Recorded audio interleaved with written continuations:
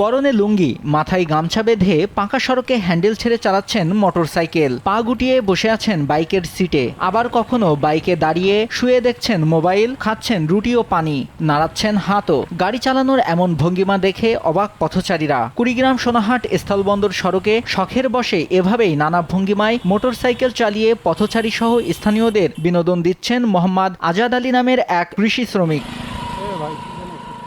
জানা যায় ছোটবেলা থেকেই গাড়ি কেনার শখ ছিল আজাদ আলীর। 5 বছর আগে মাত্র 16,500 টাকায় পুরনো মোটরসাইকেল কিনে শখ পূরণ করেন। তারপর বাইক চালানো শিখে চেষ্টা করতে থাকেন হাত ছেড়ে দিয়ে কিভাবে চালানো যায়। একসময় সফল হন। তারপর থেকে কাজের ফাঁকে অবসর সময় পেলেই মোটরসাইকেল নিয়ে বের হন সড়কে। আমি সেই ছোট থেকে আমার শখ যে আমি একটা বাইক কিনবো।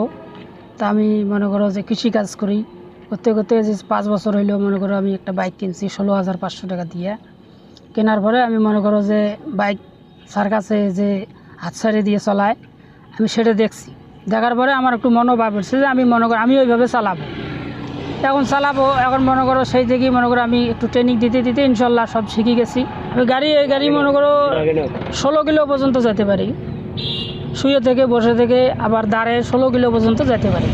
দরিদ্র কৃষক পরিবারের সন্তান আজাদ আলী কখনো কৃষিকাজ, আবার কখনো 3 চাকার অটো চালিয়ে জীবিকা নির্বাহ করে আসছেন। কোনো প্রশিক্ষণ ছাড়াই সড়কে লুঙ্গি পরা অবস্থায় তার নানা অঙ্গভঙ্গিতে মোটরসাইকেল চালানো দেখে অবাক পথচারী সহ স্থানীয়রা। মাঝে মাঝে এই রোড দিয়ে যাওয়া দেখি যে ওই ভাইটা এত পরিমাণে গাড়ি চালায়, এত এক্সপিরিয়েন্স ওনার, যে গাড়িতে শুয়ে গাড়ি চালায়, দাঁড়ায় গাড়ি চালায়, গাড়ির মধ্যে উনি নাস্তা খাইতে পারে বা হাত চারি দিয়ে গাড়ি চালায়, মোবাইল ফোনে কথা বলে।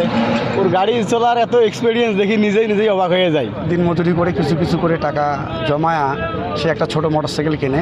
তাকে যদি কোনো প্রতিষ্ঠান বা সরকারি কোনো সংস্থা থেকে যদি তাকে ট্রেন আপ করা হইতো, করে যদি তার এই মেধাটাকে যদি কাজে লাগানো যাইতো, তাহলে তিনি আরও বেশি উত্তরোত্তর তার জীবনে সমৃদ্ধি হতো বলে আমি আশা করি।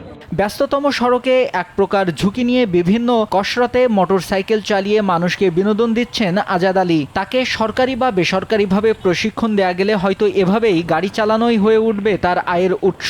আমার এলাকার একজন কৃষকের সন্তান আবুল কালাম আজাদ, সেও একজন কৃষক।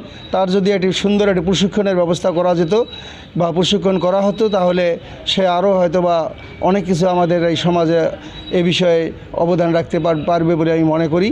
তা কাজেই তার এই প্রশিক্ষণের মাধ্যমে আরও দক্ষ হোক, আমার ইউনিয়নের গর্ব এবং অহংকার সে বয়ে নিয়ে আসুক। 30 বছর বয়সী মোহাম্মদ আজাদ আলী সদর উপজেলার ভোগডাঙ্গা ইউনিয়নের পাটেশ্বরী এলাকার ইসলামপুর গ্রামের আব্দুল জলিলের ছেলে। এক ছেলে 2 মেয়ের জনক তিনি। নিউজ ডেস্ক, দেশ টিভি।